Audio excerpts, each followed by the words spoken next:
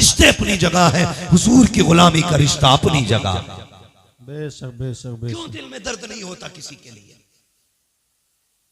मुझे बताया जाए। हर शख्स ये चाहता कि मेरी चौधराहट सलामत रहे, मेरी खसाबी बची रहे। सोम कितना बड़ा चौकधरी हो जा, जितना चाहे जमींदार हो जा, जब मरेगा कंगाल हो जाएगा।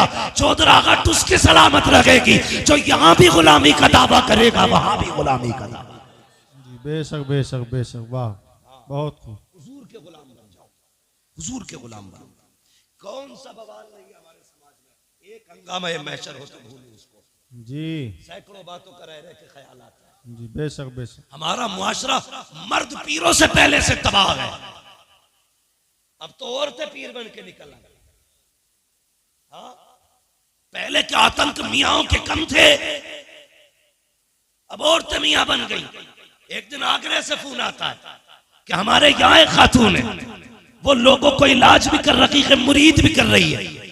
बताइए, हमारी कौम औरतों के आगे झुक जाती है जाकर के। हमें तो इतना भी नहीं पता औरत की अपनी हद क्या होती है, उसका अपना मकाम क्या होता है। लोग कहते मौलाना उस पे ऊपर के आया करते हैं, उस पे दाएं से आया करते हैं, बाएं से आया करते हैं। ओ हया कर, शर्म कर, जिसे दीन नहीं आता उसे कुछ भी नहीं आता। रह गई इलाज की बात, दावे के साथ कहता हूँ, मेरे सर का दर्द काट के दिखा, जिंदगी भर गुलामी करूंगा। और अगर नहीं कर सकता तो आज तू भी ये कहते मैं मुजरिम हुआ का, मुझे साथ ले लो कि रास्ते में है जा बचा जाने वाले। नारे तकबीर, नारे रिसालत, मसलके आला हजरत, आमदे मुस्तफ़ा कॉन्फ्रेंस, मुफ्ती हम्माद रज़ा साहिब क़िबला।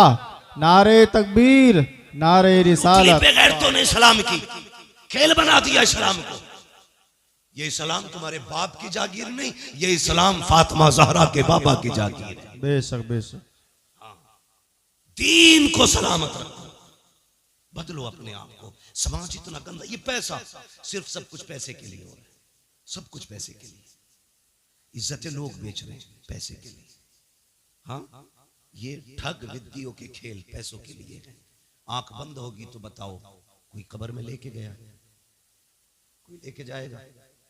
सारे बोले लेके जाएगा, कोई नहीं लेके जा सकता ना। सारा झगड़ा यही तो मसला है, बस दौलत आ जाए, हराम की आए या हलाल की। कोई कोई रूल नहीं चलता, कुछ नहीं आता, तो मियाँ बन के बैठ गए, बाबा बन के बैठ गए। ठगा जा रहा, ठगा।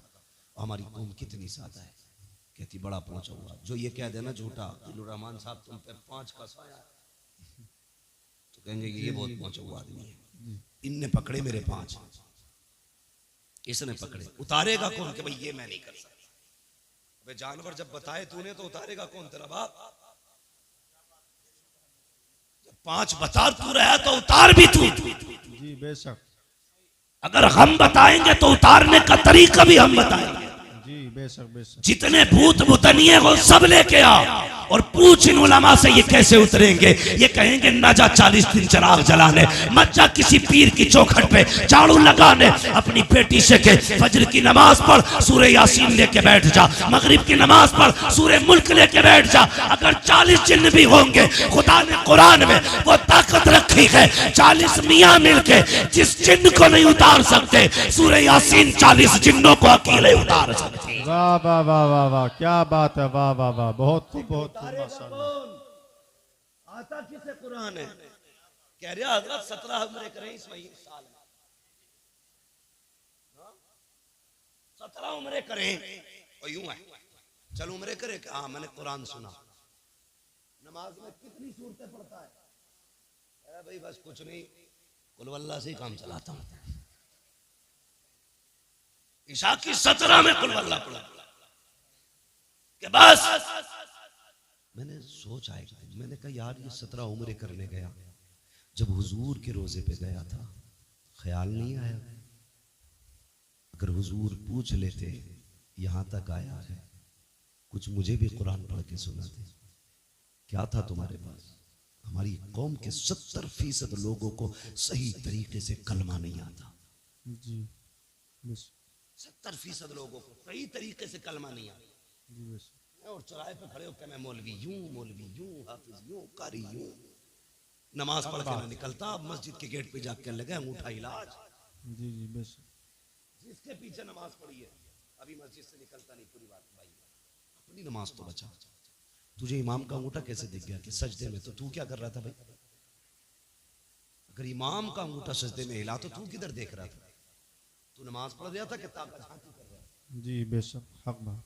हो गई यार, हद हो गई। कुरान सीखो मुसलमानों, सीखो और तमन्ना करो कभी मदीने शरीफ जाएंगे, हुजूर को सूरह यासीन पढ़ के सुनाएंगे। वाह वाह वाह वाह वाह वाह, क्या बात। साल में उम्रा एक करेंगे, लेकिन मदीने वाले को कुरान की कुछ आयतें सुना के आएंगे। बेशक बेशक। कभी जाएंगे जन्नतुल बकी में, जाएंगे सैयदा के मजार पे, जिसके बेटों ने नेज़ों पे कुरान सुनाया, हम उसकी कब्र पे बैठ के कुरान सुना के आएंगे। वाह वाह वाह। नियत करना, ये नहीं आती, नहीं आती। बात जब निकल के आती है, अल्लाह माफ करे।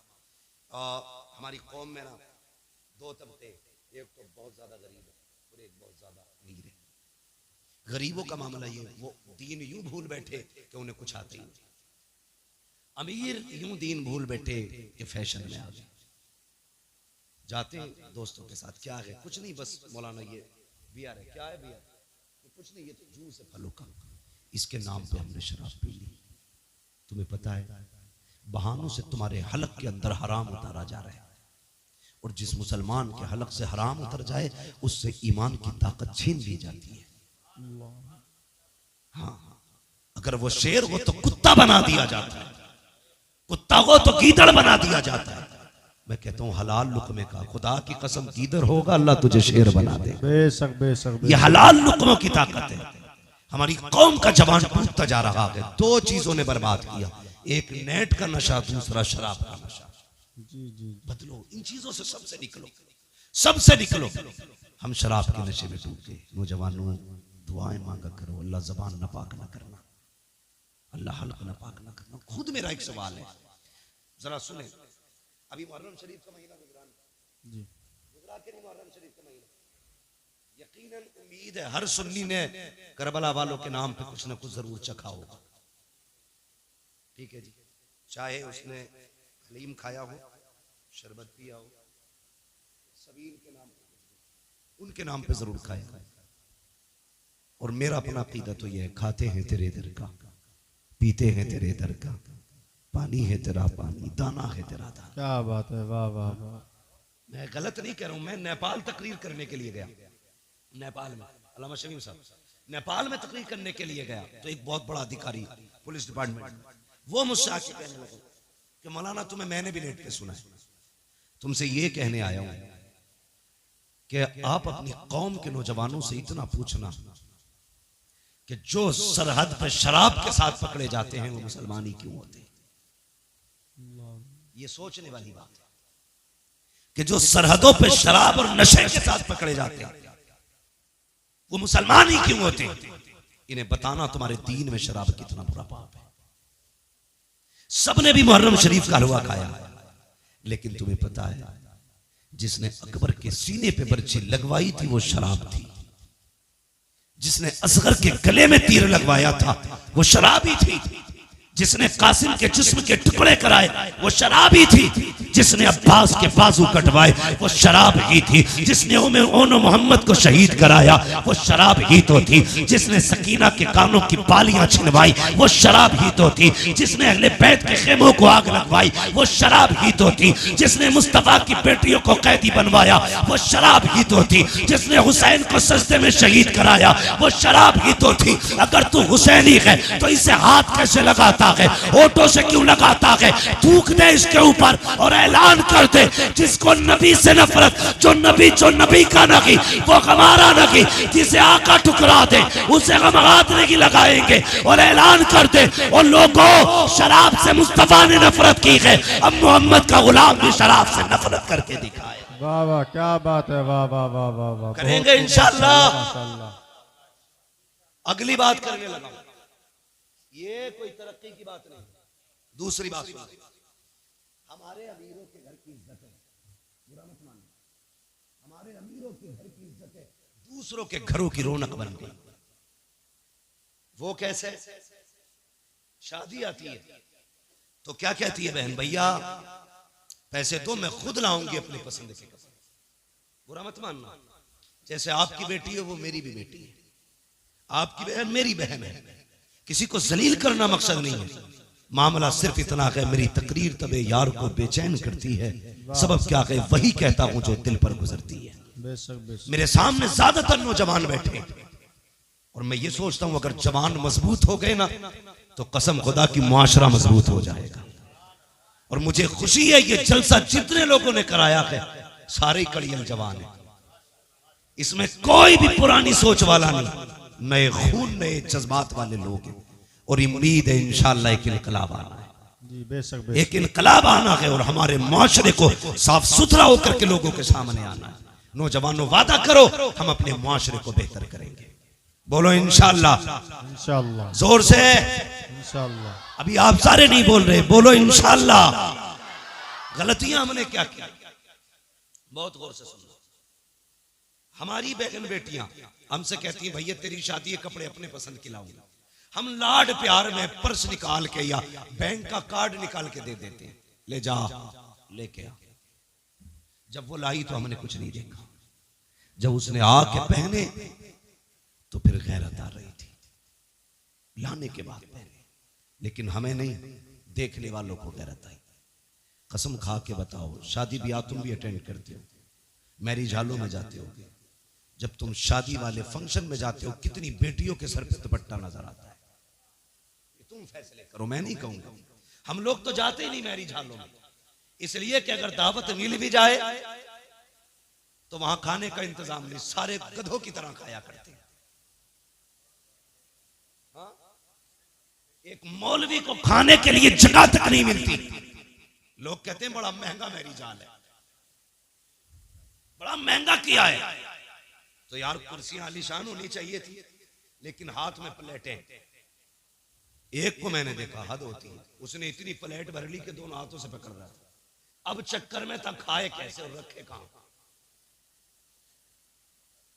समझो यार, पहली बात तो हम लोग जाते ही नहीं है, चले जाएं तो जो लेना देना दे के आ जाते हैं, क्योंकि हमारे लिए जगह ही नहीं। लोग टहल टहल के खाते हैं। इसलिए तुमसे पूछ रहा हूं कितनी बेटियों के सर पे दुपट्टा होता है? 5% बहुत कह दिया आपने, 3% बेटियों के सर पे दुपट्टा नहीं होता। ये दुपट्टे सड़क के गले में आ गए और वहीं पे फिर हुक्म होता है नौजवान दूल्हा की तरफ से कि सारी एक एक मेहमान की वीडियो बननी चाहिए। उसी मेहमान में किसी के घर की बेटी भी खड़ी है, किसी के घर की बहन भी खड़ी है, किसी की बीवी भी आई खड़ी है, बिना दुपट्टे के सबकी वीडियो बन रही है। लोग दूल्हा को कम देखा करते हैं, उन तमाशों को ज्यादा देखा करते हैं। कहीं कहीं पे अगर लड़कियां खड़ी होती हैं, ये वीडियो बनाने वाले, शादियों में औरतों का तमाशा बनाने वाले इतने बेगैरत होते हैं। जिन बेटियों के सर दुपट्टे नहीं होते उनके चेहरों को जूम करके कैमरे में लिया जाता है, रोक रोक के वीडियो बनाई जाती है, फिर कहा जाता है फला की शादी की वीडियो मुझे भी देना, फला की शादी की वीडियो मुझे भी देना। किसकी वीडियो है? मेरे भाई की शादी की है। नहीं, कितनी बेगैरती का लिबादा ओढ़ा है। तेरी बेटी की जब वीडियो नौजवान रात को बिस्तर पे लेट के देखता है और तुझे तो पता भी नहीं है कहां रोक के वीडियो देखी जाती है, कहां जूम किया जाता है, कहां चली गई तेरी गैरत। और तेरी नजरों को मुस्तफा ने हया के पहरे दिए थे, तेरे वजूद को बहन की इज्जत का रखवाला बनाया था। तुझे मुस्तफा ने इस्लाम की वो पावर दी थी कि अपनी तो अपनी परायों बेटियों की इज्जत का रखवाला था तू। आज तूने वीडियो बना करके अपनी बेटी का तमाशा बना दिया और तुझे हो क्या गया है? और तुम्हें खुदा का वास्ता शादी ब्याह में वो लिबास न पहनाना जो तमाशा बन जाए। अगर बेटियां आए उनसे कहना पर्दे में आना मुझे मतलब नहीं है, तू रूठे या ना रूठे, तमन्ना ये है कोई राजी हो न हो, मदीने वाला मुस्तफा राजी हो जाना चाहिए। वाह वाह, क्या बात है, वाह वाह। नारे तकबीर, नारे रिसालत, आमदे मुस्तफा कॉन्फ्रेंस, मुफ्ती हम्माद साहब क़िबला, नारे तकबीर, नारे रिसालत। वाह वाह वाह वाह। सारे जन्नत में जाना चाहते हैं, अल्लाह सबको जन्नती बनाए, सबकी तमन्ना है भी और होना भी चाहिए। मेरे हुजूर ने फरमाया था अल्लाह से दुआओं में जन्नत मांगा कर। ये तो एक अजीब दौर है, जन्नत से भी लोगों का दिल हटा दिया जाता है। माजरत के साथ मैं नात खानों का मुखालिफ नहीं, नात खानी बड़े फख्र की बात है और बड़े नसीब की बात है, लेकिन कभी कभी नात खानी में भी लोग कह जाते हैं हमें रिजवान तेरी जन्नत की ज़रूरत नहीं। हुजूर कहते हैं कि अल्लाह से जन्नत मांगा करो। जब बंदा 3 मरतबा अल्लाह से कहता जन्नत दे जन्नत दे, जन्नत कहती है अल्लाह मुझे इसके नाम में लिख दे। बेशक बेशक, क्या बात। हुजूर क्यों रोते रहे? ताकि उम्मत को जन्नत मिल जाए। जी जी, हाँ, उम्मत को जन्नत मिल जाए। हाँ, कितनी जोर से कह रहे हैं, मुझे देख के जहन्नम को दिया गया पसीना। ये कोई तुम्हारे घर का हीटर नहीं है कि जब चाहो कान ऐंठ के ठंडा कर दिया। ये जहन्नम है, ये जहन्नम है। तुम्हें पता है ये जो गर्मी होती है ना, ये जहन्नम की सांस से गर्मी होती है। जिसकी सांस में इतनी गर्मी है उसके अंदर कितनी गर्मी होगी। दुआ कर अल्लाह से, पुलसिरात से गुजरने की बारी आए ना तो हुजूर की दुआएं बस साथ लग जाए। अगर उनकी दुआएं साथ न लगी ना तो फिर खैरियत नहीं है, खैरियत नहीं है। मैं यहां लामा बना फिरता हूं, यहां हमारी पगड़ी और जुब्बे की इज्जत है, वहां कोई मसला नहीं है। वहां सारी एक लाइन में खड़े होंगे, बता क्या करके आया है, सबको बताना है तूने क्या किया, तूने क्या किया। दुआ करना यार, अमल तुल रहे हो तो मुस्तफ़ा खड़े हो, वाह, पुलसिरात से गुजर रहे हो तो हुजूर दुआएं कर रहे हो। बेशक। अगर हुजूर दुआएं करेंगे तो बरेली के इमाम ने कहा था रजा पुल से वजद करते गुजरिए कि है रब्बे सल्लिम दुआए मोहम्मद। क्या बात। हुजूर अगर दुआ कर देंगे तभी बेड़ा पार होगा, वरना काम नहीं है ऐसे, नहीं है काम ऐसे। बेटियों को सिखाओ दीन क्या है, खुद भी समझो दीन क्या है। खुदा की कसम तेरी मेरी बेटी की औकात क्या है? हाँ, क्या औकात है हमारी तुम्हारी बेटी की? खुद अगर हम देखें, लोग कहते हैं यार तू बड़ा मशहूर है। मैं कहता हूँ अल्लाह का शुक्र है उसने मेरे ऐबों पे पर्दे डाल रखे हैं। अगर वो पर्दे उठा देना, हाथ चूमना तो बड़ी बात है, कोई महफिल में न बैठाएगा। ये तो करम है उसका कि वो बंदों के राज पे पर्दे डाले रहता है। बड़ा करीब है वो, बहुत करीब है। लेकिन कुछ हमारी भी जिम्मेदारियां बनती हैं, हमारी भी जिम्मेदारियां बनती हैं। लोग कहते हैं अगर वो ऐसा है तो फिर ऐसा क्यों नहीं है? अगर वो मुझसे नाराज है तो फिर मुझे मुसीबत में क्यों नहीं डालता? उसे चैलेंज न कर।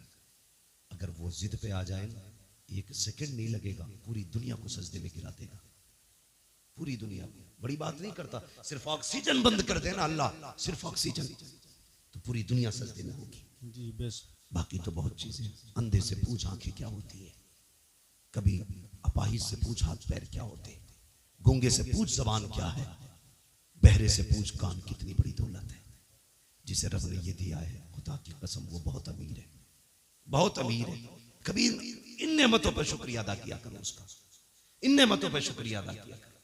हम तो ये सोचते हैं ये हमारा हक था, ये कान हमारा हक है, ये नाक हमारी हक है हमारा, ये पैर हमारे हक है। नहीं, मालिक है वो जिसकी चाहे टांगे तोड़ दे, जिसको चाहे हवाओं में उड़ाए, वो मुख्तार है, उसकी हुकूमत में किसी का दखल नहीं है, जो चाहे फैसले करे। हाँ, अल्लाह से डरना चाहिए, डरना चाहिए। लोग कहते हैं मेरी बेटी है तुझे क्या हुआ? हमें कोई फर्क नहीं पड़ता, किसी की भाग जाए या रह जाए। डर इस बात का कयामत में सैयदा के सामने किस मुंह से जाओगे, सिर्फ इस बात का डर। ये कुर्ता जुब्बे पजामे कपड़ों वाले लोग जानते हो क्यों, ये क्यों चीखते हैं? क्या फायदा इसका? तुम्हारी बेटी अगर जींस में है इनका क्या नुकसान है?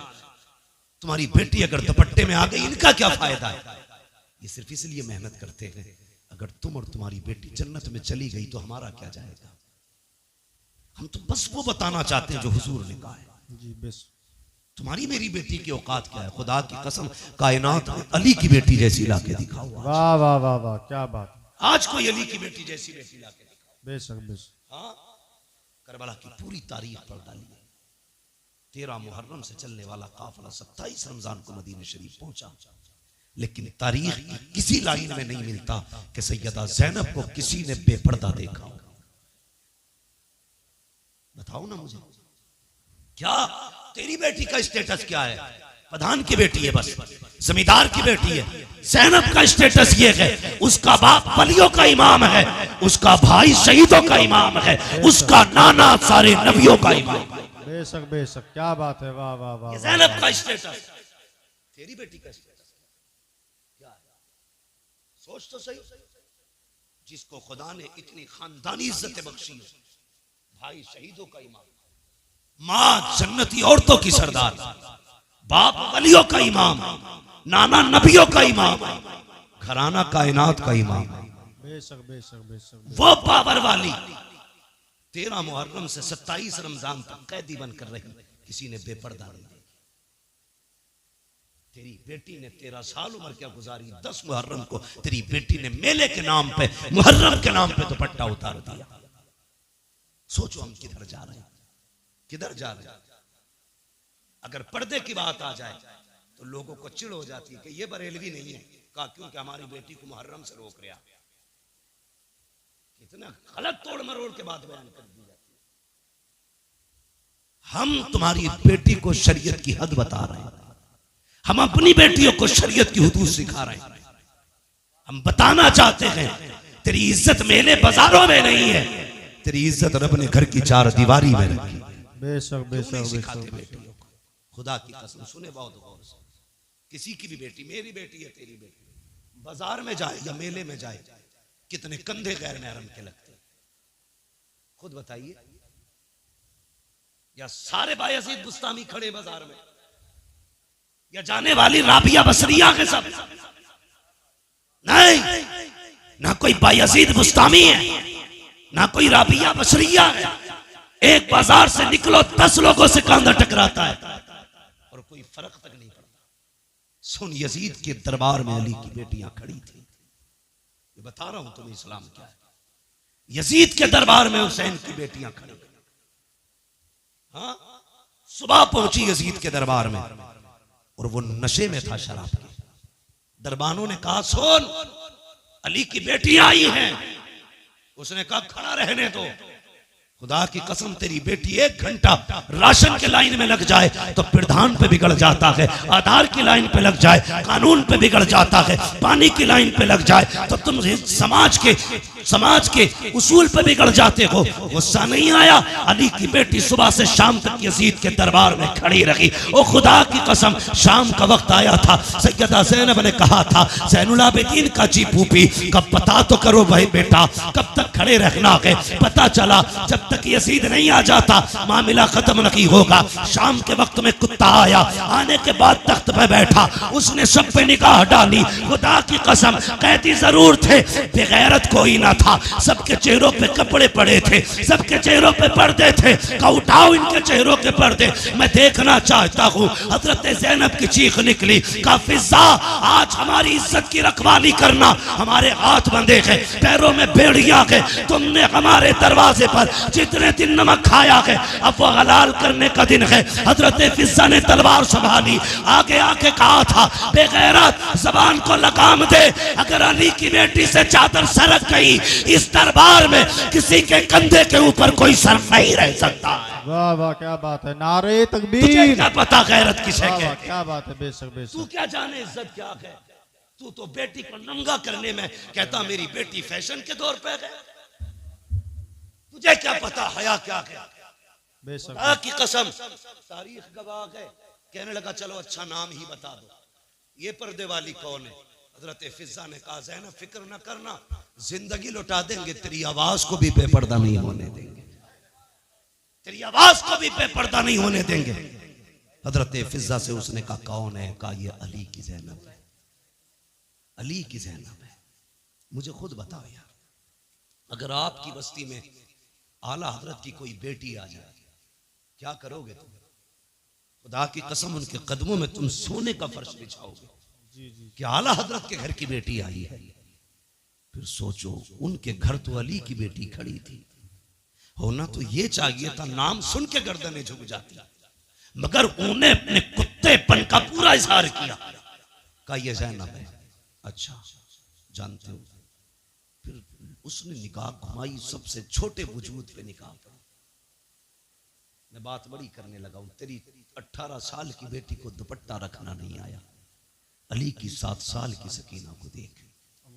यजीद के दरबार में सकीना के सर पे दुपट्टा था, उसने कहा ये छोटी सी बच्ची कौन है जिसके पर्दे का आलम यह है कि इसका चेहरा तक नहीं खुला है, जरा इसका बताओ नाम क्या है। हजरत फिजा बोलने लगी। उसने कहा तू चुप कर, मुझे इस बच्ची से पूछना है इसका नाम क्या है। उसने कहा बच्ची तू बता तेरा नाम क्या है। 3 मरतबा आवाज दी, कोई जवाब नहीं आया। उसने कहा बड़ी घमंडी बच्ची है, ये बोलती क्यों नहीं। इमाम ज़ैनुल आबिदीन ने कहा था ओ कुत्ते तू नहीं जानता इसके गले में जो रस्सी पड़ी है फंदा इतना टाइट है कि गले की आवाज नहीं निकल रही है। अगर इसी की मुंह से सुनना चाहता है इसके गले की रस्सी ढीली कर। यजीद के कहने पर एक सिपाही आके बढ़ा, हजरत सकीना के गले की रस्सी ढीली करने के लिए जैसी करीब आया, गले पे हाथ लगाना चाहता था, तोड़ के ज़ैनब के कदमों से निपटी। वो वहां गया, वहां से हटी, ज़ैनुल आबिदीन के कदमों में लिपट गई। यजीद ने कहा था ये कैसी बच्ची है,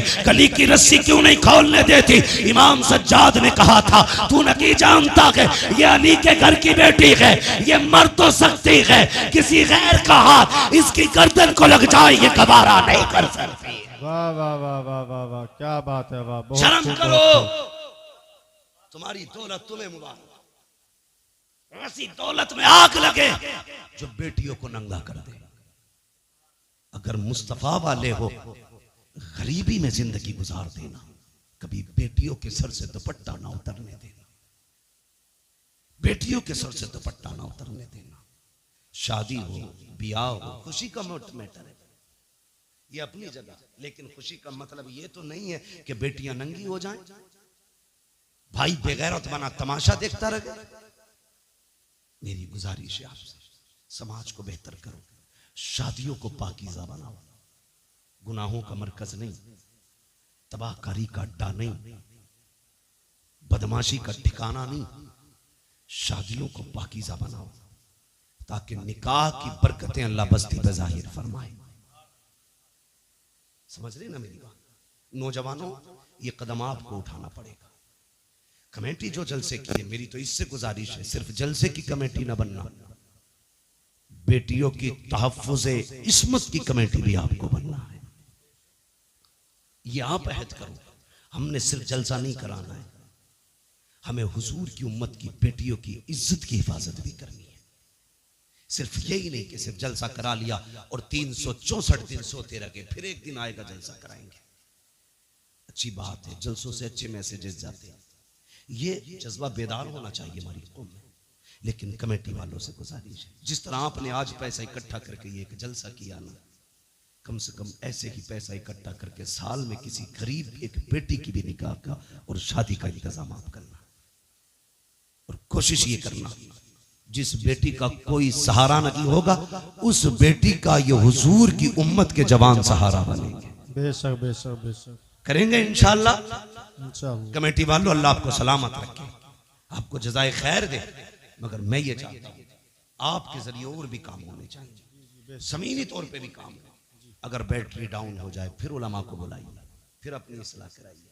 ये सोच के जलसों में कोई ना आए मौज लेके आनी है, क्या करना है मौज का।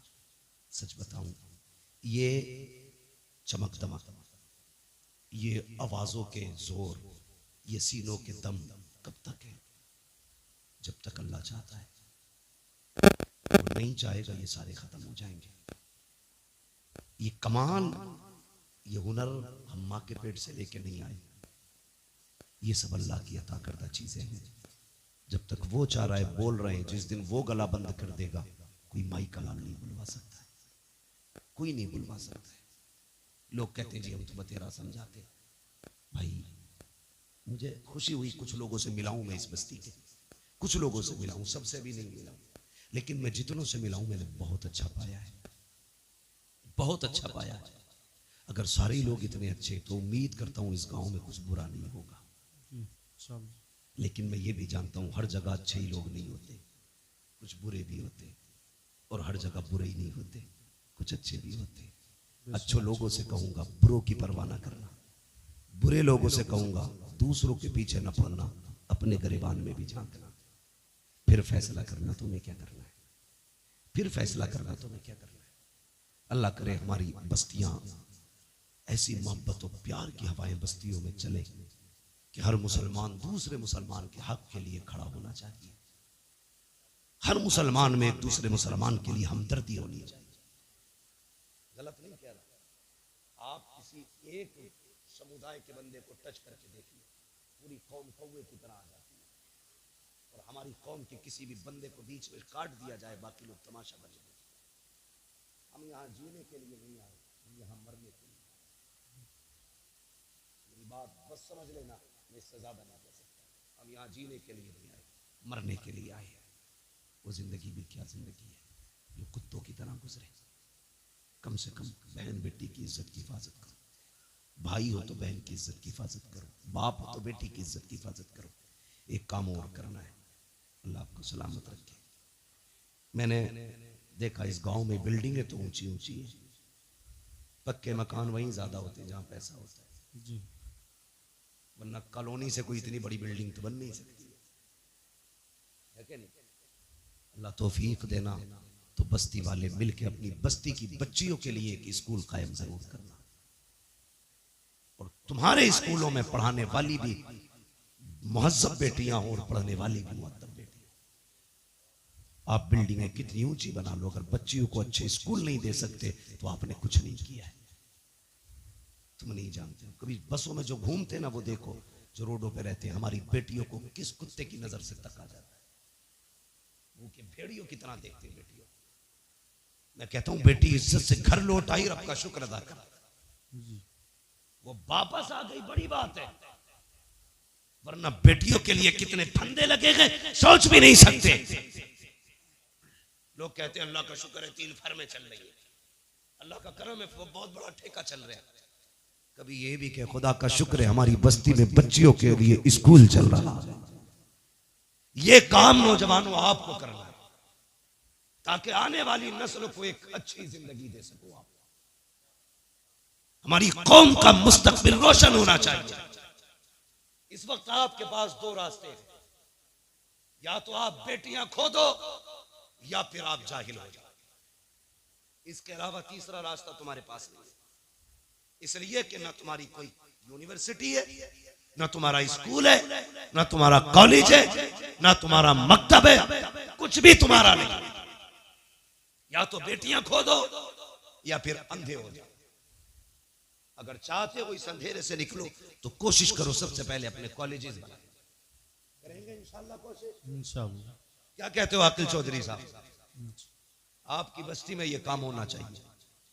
ये मेरे मदरसे के साथी हैं, मगर मेरी आपसे इतनी गुजारिश है, खुदारा ये कोशिश करें। ये मजाक की बात नहीं कर रहा हूं, उससे 100 बार कसम खिला के भी कहोगे क्या ये सच है, मैं कहूंगा हाँ ये जरूरत है। आज हम बेटियों को जाहिल तो नहीं रख सकते, अलबत्ता बेटियों को इदारे दे सकते हैं, स्कूल दे सकते हैं, कॉलेज दे सकते हैं।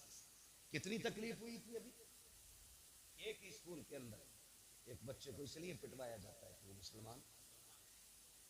हमारी कौम के न डीजे पे फर्क पड़ा, न बारात के रंगों पे फर्क पड़ा, न आतिशबाजी पे फर्क पड़ा, न हमारी कौम के फालतू के खर्चों पे फर्क पड़ा। अब भी होटलों में उसी शान से पार्टियां चल रही हैं जिस शान से चल रही थी, इसलिए कि कौम बेगैरत हो चुकी है। अगर गैरत होती उसी दिन सैकड़ों कॉलेजों की बुनियाद पड़ जाती, ऐलान कर दिया जाता हम किसी के मोहताज नहीं है, बच्चे भी हमारे हैं, स्कूल भी हमारे खोले जाए। बेशक बेशक बेशक, वाह वाह वाह, बहुत खूब। मुझे बताओ, जो कौम मदरसों को ज़कात दे सकती है वो अपने स्कूल नहीं बना सकती? बोलो ना। लोग कहते हैं वो पढ़ा तो था, वो मुसलमान होने की वजह से पीछा कर दिया। मुसलमान होने की वजह से पीछा नहीं करा, ये नकलों से पास होकर वहां तक पहुंचा था। इसने पढ़ा ही नहीं था ढंग से। 7वें तक तो वो खिलाई जाती है, अंजीरी कहते हैं क्या, खिचड़ी भदीरी। 8वें तक जिंदगी अंधा करके मुस्किना बिल्कुल ठप कर दी जाती है।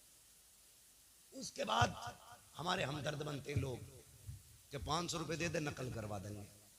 पास हो गया, अब्बा लड्डू बांट रहे, अब बेटा पास हुआ, ये नहीं बताता 500 रुपए नकल के भी दिए। जी जी।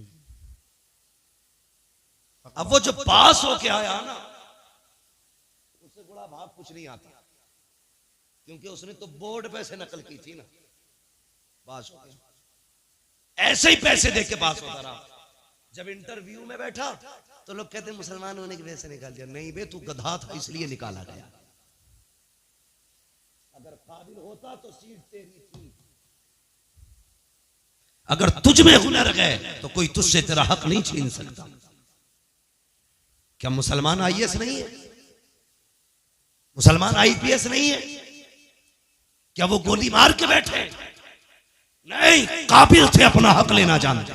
जी बेशक। अगर हक हासिल करना पड़ेगा तो काबिल बनना पड़ेगा।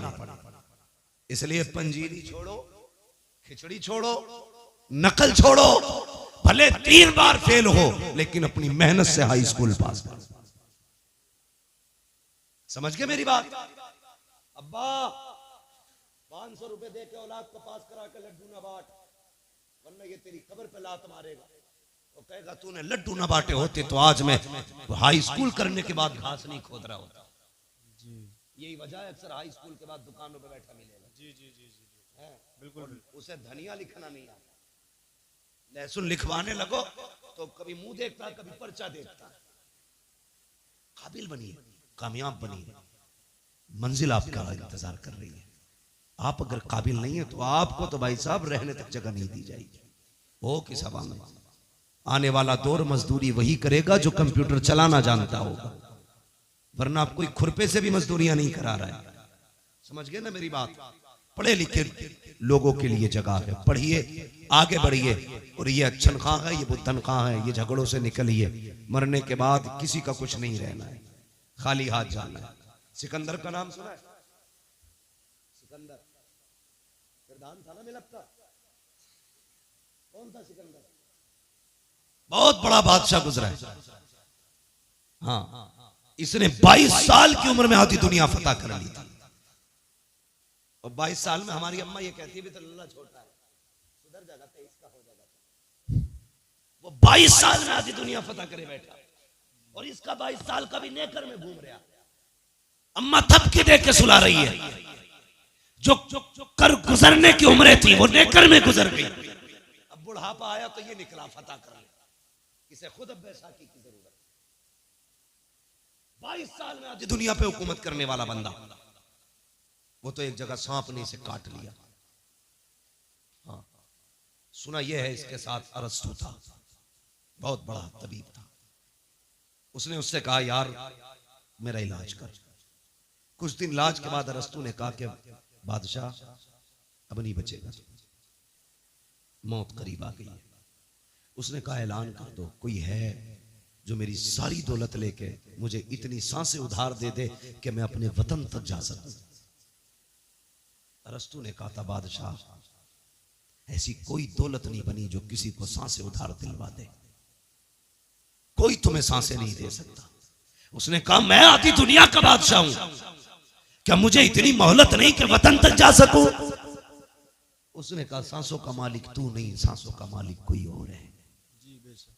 आज तेरा पैसा काम नहीं आने वाला।